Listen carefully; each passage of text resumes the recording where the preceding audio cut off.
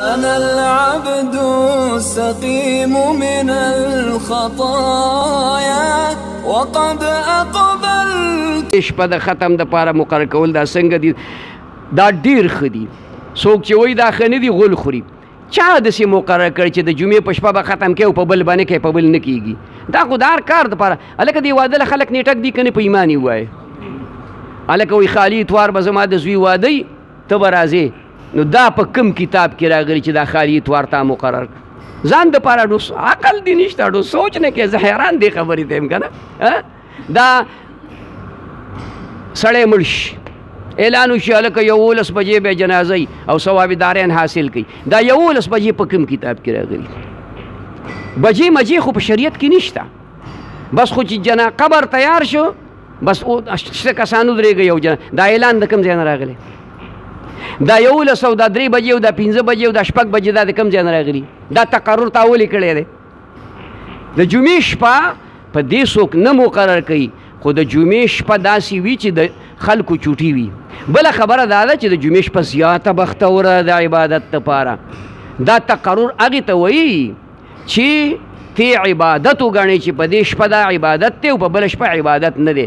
دا هره شپه باندې ته کولی شي، خو که چا د جمعې شپه مقرر کړي نو بیا هېڅ ګناه پکې نشته. دا تقرر په داسې لحاظ باندې نه دی چې ګینې یاره د جمعې په شپه باندې به دا درود شریف ویلو کې ثوابي او په نور کې به ثواب نه.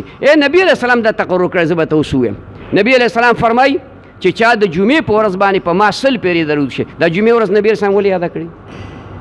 چا د جمعې په ورځ په ما 100 پیرې درود شریف وي زما شفاعت دې سړي له واجب شي. د جمعې ورځ شروع ده د بیګا ماښام نه. څنګه چې د ماښام بانګ وشو نو د جمعې دا ورځ شروع شوه.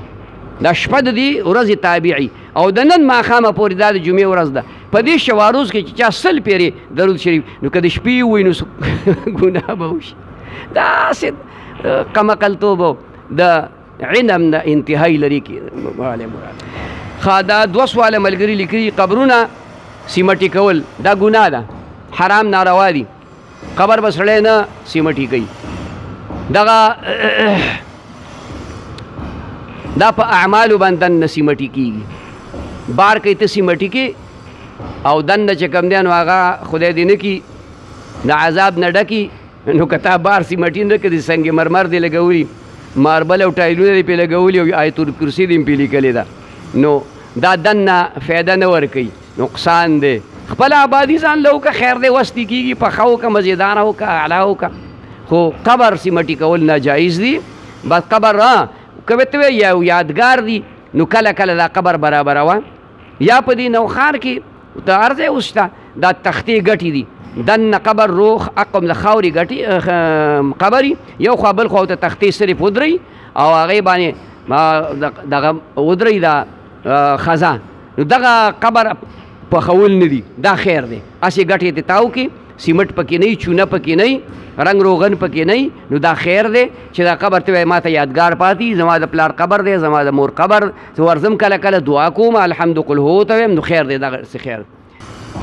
د جومات بجلی د کونډو نه دا سوال کوي ملګری، میټر لیډر ورته ریډر دی اجازت ورکوي. دا بجلی د میټر لیډر د پلار نه ده، دا د ټول قوم بجلی ده. دا زمام ده، استام ده، د بلم ده، د بلم ده. په دې کې دا ټول پاکستان شریک دی. دا په اختیار نشي کېدی، دې کې اختیار نه چلیږي. مطلب باندې پوه شوئ. لہذا دا ناروا دي.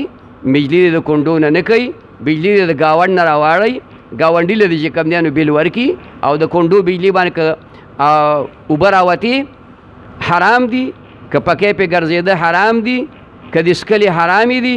لہذا دا ناجایز دي، دا به نه کوو.